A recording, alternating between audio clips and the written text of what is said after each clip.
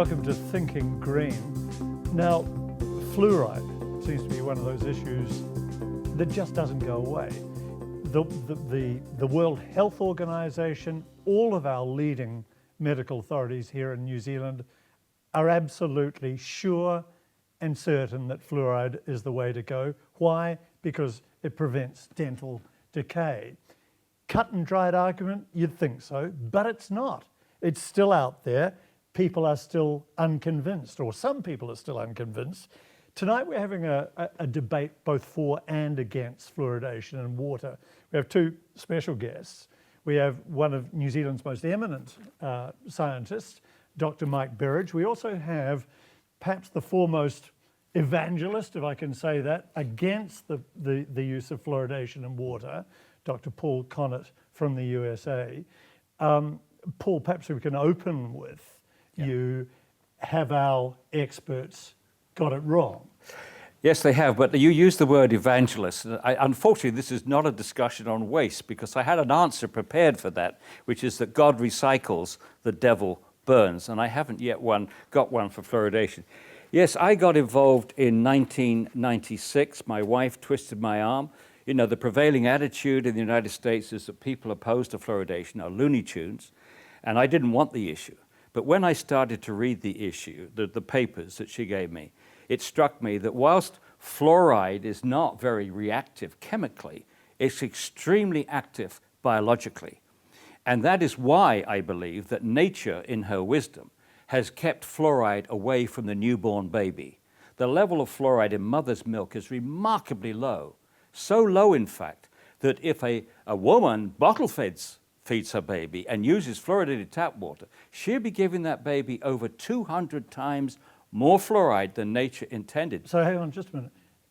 So our experts have got it wrong. Is that what you're saying? I don't think they've grasped the significance, and maybe Mike will tell us. I don't think they've grasped what we are learning from the fact that fluoride is so low in mother's milk. There's not a shortage of fluoride. And in the whole process of evolution, and there's no benefit for fluoride. It's not a nutrient, but it does a lot of harm. It interferes with enzymes and so on. So the baby's being protected by mother's milk. What about the primary reason why in this country we have it in our water supply is prevention of dental decay? Well, that's the story. That's the story, but the Cochrane Review, which is the gold standard for reviewing and doing meta-analysis on health issues, has just done a report in 2015, and they showed that many of the claims that are made by your government and by dentists are just not true.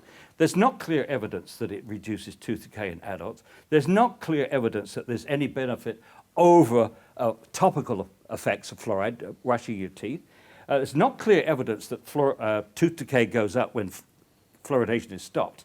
And there's not clear evidence that it decreases the disparity between income groups. So a lot of these things which come out of these mantras, which people take at face value, just don't stand up to scientific scrutiny. Well, I'm sensing that there's a bit of steam coming out of Mike Berridge's ears about now. What is your reply to that? Right. Yeah, I want to step back a bit. I want to ask a question about this country. We have a problem in this country. This country has a geological past. That geological past means that this country is deficient. Its soils and its water are deficient in certain elements. We don't argue that this country is deficient in selenium. We don't argue that this country is deficient in iodine, a very similar element to fluoride, to fluorine. We accept that. But this country is also deficient in fluorine according to World Health Organization recommendations and standards, which say that fluorine in drinking water is best at about 0.7 parts per million. I think they give a range. We have water that I think in New Zealand on average is around 0.1 parts per million. So we are deficient. We know what happens when we have deficiency in iodine. We get goiter. We get major health problems. Goiter was endemic in this country in the 1920s and 1930s, soon after population, and the population began to expand. Iodine was introduced into salt in the 1920s and 30s. It had very little effect because it was introduced at too low a level. It was increased. Levels went up by 8-fold, I think it is. And by the 1950s, goiter had disappeared from New Zealand. Now, goiter was obviously a major health issue. It relates to our energy, it relates to overall health. And the issue with iodine, in fact, is not that dissimilar to that with fluoride. We are deficient in fluoride in the soils and waters of this country. We need to do something about that deficiency because even though it was regarded at one time as an essential element, you're right, it's no longer regarded as essential, but it is important for optimum dental health. And I'm looking at the broader spectrum, birth to adulthood. So I think it's important to put this in a context, and that is the context that both iodine and fluoride are a problem if they are too low, and they are toxic if they are too high. We get that, but I think what Mike's saying here too is that it's not about whether to have that property, be it iodine or fluoride or not, but the quantity. Yeah. Now, do you accept that we need any form of fluoridation at all? You can have perfectly good teeth without fluoride, and you can find that in countries. Topical fluoride may be, but you can have perfectly good teeth. The fundamental problem with what Mike has said, and by the way, thank you, Mike, for being here. I've waited 12 years to have this debate in New Zealand. No one else has been prepared to do it. You are, and I appreciate that. But he's confusing a very important element for health, which is iodine, with fluoride, which there's no indication it's good for health. As I said, if you want fluoride, you can get it. You can brush it on your teeth and spit it out. The other difference is that fluoride impacts many different biological systems. It's harmful to the body. And if he's right that fluoride is a nutrient or a benefit, that means that nature screwed up. Every single woman on this planet, according to Mike, is deficient in fluoride. This is a fundamental mistake of biology. Who do you believe as far as what the baby needs in its first meal? A bunch of dentists or Mother Nature herself? Paul, your body is full of fluoride. In my bones? It's there. It's in the water. It's in the soil. So regardless of what you think... I thought you said there was a shortage. The New Zealand soil and water is low in fluoride by world standards, by recommended World Health Organization standards. Yes, it is low. And this government believes, as does the World Health Organization, as does the US government, and many other jurisdictions around the world, believes that the level that is safe and that has never been shown to have harm on human health but to have a lot of health benefits is around 0.7 parts per million. Yeah. Which are significant organizations. Yeah, significant. He forgot to mention that the World Health Organization, in its suggestions on fluoridation, is before you fluoridate, check to see what levels of fluoride are already being consumed by the public. Never done in New Zealand, never done. Oh, yes, it has. Oh, very seldom. All of the where are the studies that there are 100 different water supplies in New Zealand. We know that some water supplies in New Zealand... I'm talking about water. I'm talking about if you were interested to see how much fluoride your kids are already getting from many sources, toothpaste, pesticides, and so on, what you would do scientifically is to do a survey of dental fluoride. There was a study done of this in 2009. Yes. Dental fluorosis is not a health problem. It's a cosmetic problem. And furthermore, at the recommended levels of 0.7 parts per million, I think there is almost no fluorosis. If you increase that by 5 times, to explain to viewers, up to 5 parts per million, you will begin to get fluorosis. Mike, just for the benefit of viewers, what is fluorosis? Fluorosis is a white mark across your teeth. So it's a pitting, a discolouring? No, it's not a pitting. It's a coloration that is visible, it has no health consequences. That's your understanding too? Well, no, what he's forgetting to say, Mike is forgetting to say, is that dental fluorosis is a biomarker that the child has been overexposed to fluoride. And it is kind of a belief system that no other tissues are being impacted when this occurs. And yet studies from China is showing a lowering of IQ and more lowering of IQ with severe dental fluorosis than moderate dental fluorosis, than mild dental fluorosis, and very mild dental fluorosis. And so there are concerns about levels lower than 1 part per million, lower than 0.7. In fact, the lowest level of fluoride that lowers IQ in one Chinese study that I'm very familiar with is between 0.75 and 1.5 parts per million. That's where you see the lowering.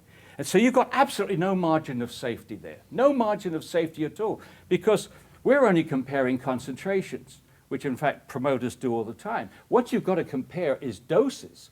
How much dose causes harm, and do we have an adequate margin of safety from the dose that children in New Zealand are getting? Now, problematic with that particular study by Zhang in 2003, problematic is that those children weren't using fluoridated toothpaste, and they were breastfed, not bottle-fed. So there are many children in New Zealand who are getting higher doses daily that found a lowering of IQ in this study. Are you familiar with? I presume you're familiar with the Dunedin study that Yes. compared populations that were exposed to fluoride and were not exposed to fluoride, and followed them over a number of years with regard to IQ, Yeah. and found in a highly controlled scientific study no difference between the population that had been on fluoridated water and the population that had been not on zero fluoride, because all New Zealand waters have some fluoride, but on low fluoride. Mike, have you read the study? I have. How many people were in the study group? Well, you can... Okay, let me tell you. There were over 900 children in the group drinking fluoridated water, but there were only 90-something in the group that was not drinking fluoridated water, and about half of those were taking fluoride tablets. So you really didn't have a control group. That has been highly critiqued, that study, in the same journal it was published, the Journal Well, of it was an American international journal that accepted it by peer review, and I question your peer review of that paper. Read the critique of it, Mike, and you'll find... Can we just interrupt briefly here? Paul, can we take it right back to basics? Are you opposed to any form of intervention with fluoride in terms of for the prevention I think it's tooth decay? absolutely lunacy to put it in the water, because once you put fluoride in the water, you can't control the dose, you can't control who it goes to. So what are you... Wait a minute. Yep. And you're violating the important individual right to informed consent to medication. There's nobody studying side effects. The governments like New Zealand have practically done no health studies at all on the communities that this is doing. They're doing this too. And so it's a very, very poor medical practice. So what is your suggestion then should people ingest fluoride in any way, shape or form to prevent tooth decay? I think what people should do, and particularly the New Zealand government, they should look to Europe. Most of Europe does not fluoridate its water. 97% of the European countries do not fluoridate their water. England has 10% of the population drinking fluoridated water. Spain has 10%. Ireland, which has mandatory fluoridation, which has 73% of its population. The rest don't use fluoridated water. 4 of them use fluoridated salt. So, but their tooth decay, according to World Health Organizations, is coming down as fast in the non-fluoridated countries as the fluoridated ones. In fact, steeper. Now, sorry, Cameron, I must finish this thought. I'm sorry to interrupt, but here's the thing. Look to see what they're doing. Look at a Scottish program called Child Smile, and the Danish program, which has the lowest tooth decay in the world, the Nexo program, which is based upon education and diet. Their tooth decay rates are below New Zealand's. So I'm just trying to get that clear. Yeah. What what you're proposing is no fluoridation. I'm saying no fluoridation of the water. We leave to people to decide whether they want to brush it on their teeth and spit it out. Toothpaste. Yeah. So, Mike, this is this argument about a mass medication via water, whether you choose to have it or not, versus application of fluoride via toothpaste. Does that, in your opinion, work? Well, it's a nonsense argument to start off with, and that has been demonstrated by the High Court decisions in New Zealand and by the Privy Council in London. And it's a nonsense argument because fluoride is naturally present in our bodies. It's naturally present in the water we drink, regardless of whether we fluoridate it or not. It's naturally present in the environment. And therefore, it can't in any way be regarded as a medication. It is a natural component of our bodies. It's a mineral, isn't it? It's a mineral that is present in our bodies. It's present at some level in our bones, and it incorporates into tooth enamel in such a way that it strengthens and causes resistance to tooth decay. And that is particularly important with the changing and the Western diets, which load young kids up with high sugars, which generate enormous problems with regard to health. And it's a problem in New Zealand. We know that something like 29,000 children under 5 in New Zealand have teeth extracted. And most of those are in areas of New Zealand that don't have fluoridated water. I was brought up north of Auckland without fluoridation. I'm one of the lucky ones. I don't have dental problems, and I was brought up in an area without fluoride in the water. However, that doesn't mean that from a community point of view, the community would not benefit from having fluoridated water in Dargaville. Well, Northland and certainly has a the Maori particularly population, bad that's right, record very, of very dental. bad. But I think the worst in New Zealand. Yes. I think Mike would agree. The two main causes for tooth decay, and you alluded to one, is too much sugar, not too little fluoride, too much sugar, and not enough teaching of dental hygiene. Most of these anesthetics, surgery under anesthetics, are for baby bottle tooth decay.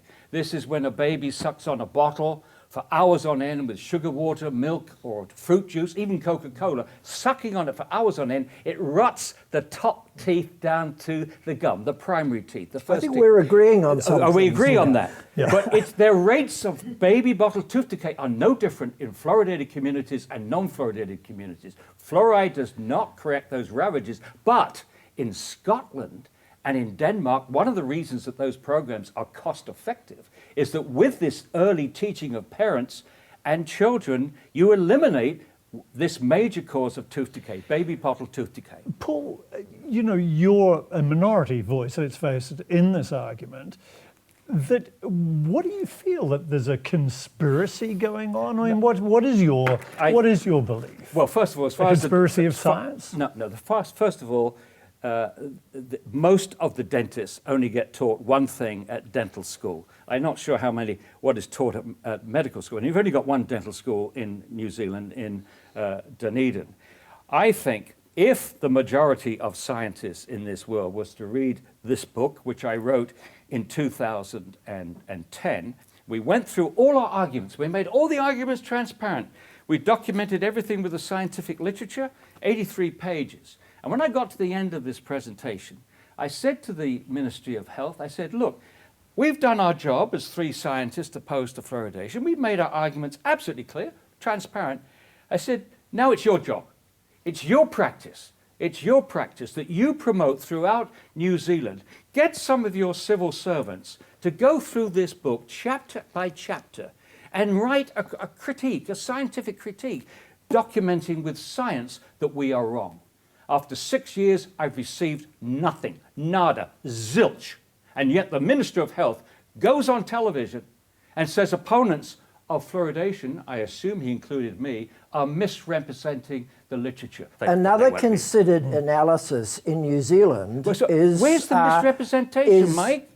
Sir David Skegg, who is one of the world's leading epidemiologists and authorities on public health related issues, essentially wrote a large government-sponsored, along with Peter Gluckman, a document on fluoridation in water and the health issues surrounding it. Yeah. Now, I respect David Skegg. I think he's one of our stars in New Zealand, and I don't think, having looked at that, I cannot refute, I can't fault anything he said. What he said in that statement that was read and backed up by the Prime Minister's science advisor, Peter Gluckman, are very similar to the arguments that I made in my book, which was a very short chapter, but presented in a way that it communicated what I think are the science issues and the community issues surrounding fluoride in New Zealand waters. Now, and they relate to the things that I've been talking about. Okay, but I want to quote here a sentence from this. I have this Gluckman-Skegg report, and quite frankly, it's junk science. But let me give you one example. Junk science? Yes, it is junk science. I'll give you an example which shows it's junk science. So 2 leading scientists in the world, Fellow of the Royal Society of London, Fellow of the Royal Society of New Zealand, both of them are junk scientists? I said this report is junk science. Maybe but they are scientists. They stand by their reputation. Okay, well, let's see how their representation stands with this sentence. Talking about IQ, talking about the meta-analysis done by Harvard, they write, the claimed shift of less than 1 standard deviation suggests that this is likely to be a measurement or statistical artifact of no functional significance. Now, do you know what a half a standard deviation would be? Well, most of our viewers won't. No, okay, 7 IQ points. 7 IQ points, they're saying, is of no functional significance. A drop of 7 IQ points would halve the number of geniuses in your society and double the number of mentally handicapped. Well, we're not really in a position to interrogate the kind of detail that you're talking about now, but with the place of fluoride in our diet, in our natural environment, which it does occur in because it's not a chemical, is it? It's a mineral, a naturally occurring mineral. Which nature, in her wisdom, did not put into baby's first meal because she suspected, I think, that it was very toxic. And so mother's milk is protecting the baby from a toxic substance. Water fluoridation removes that protection. Now, before, and I didn't have a chance to respond to this, Mike was talking about the High Court saying here it's not a medicine, it's not medical treatment. But even High Court judges can't change the English dictionary because the dictionary of a medicine is a substance used to treat, prevent, or mitigate a disease. And what are we putting fluoride in the water? To treat, mitigate, or prevent a disease. It is a medicine by every dictionary that you pick up. A medicine is defined by its purpose, whether it works or not. And your concern about that would be, therefore, if it is a medicine, that there's a mass medication going on, and that people are not having choice in that matter. And the New Zealand Ministry of Health is going to make it worse by taking the decision away from local communities, where they've always had the right to choose, and giving it to the district health boards, which we know, wink, wink, are going to follow the instructions of the Ministry of Health. So this is mandatory fluoridation by stealth. Mandatory medication by stealth. What's your response to that? Well, I don't regard it as medication. Our courts don't regard it as medication. The Privy Council doesn't regard it as medication, and therefore I'm not prepared to accept a definition put up by Paul that anything that is that you're given to address a health issue is medication. That is a crazy definition of medication. But anyway, beside that point, I would go and be a little more provocative and say that, in fact, bring it back to the subject of this debate, that fluoride in water is a green solution to a major health problem that is increasing in young people in New Zealand and worldwide. It is green because it is natural. And therefore, I think that we can look at it in rather the same way as we look at iodine. Iodine in our salt is essential for human health. Selenium in our diet is essential. Fluoride is not essential, but it benefits health. Paul argues that it doesn't in adults, but he has not said very much about what happens in young children, except that babies are exposed to relatively low levels of fluoride in mother's milk. But that doesn't say anything about what happens in young children, in adolescence and up to adulthood. And every study that I know of that has addressed the issue plus or minus fluoride in young children has come out with a clear, unequivocal answer.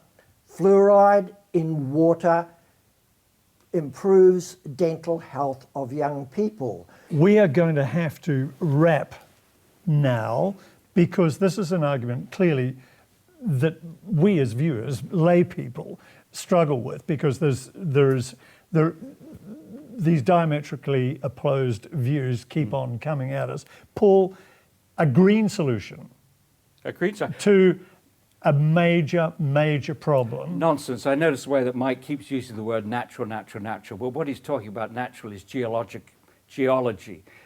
Geology came first, biology came second. Nature's verdict on fluoride is in mother's milk. Nature's verdict is that she's never used fluoride in the mainstream of biochemistry. It's absolute nonsense to compare fluoride with iodine and selenium, known nutrients, known to do some good inside the body. If fluoride does any good at all, it's topical. And the Center of Disease Control has said that. The predominant benefit of fluoride is topical. But Mike may sound very influential here with his arguments, but he and his cohorts have not persuaded the majority of countries worldwide to do the same thing. Put fluoride in the drinking water. 97% of Europe doesn't do it. Most of the people drinking fluoridated water live in the United States. So the last word on this from you is what? That you're saying it's not a natural solution. Yeah, it's you're not, saying it's a contrived solution. Yeah, it's unnatural, it's unsafe, it's ineffective according to the Cochrane Review. It's unnecessary. And most countries have shown that it's unnecessary. And you can't show me, Mike, that those European countries that don't fluoridate their water have suffered. And you can't, and I would invite you and your colleagues, even at this late date, to start examining the successful techniques in Scotland, in Denmark, which have managed to get better tooth decay, less tooth decay than New Zealand without using this draconian system of forcing everybody to swallow a toxic substance. Well, Paul, thank you for the last word. And Mike, for your last word, or second to last word.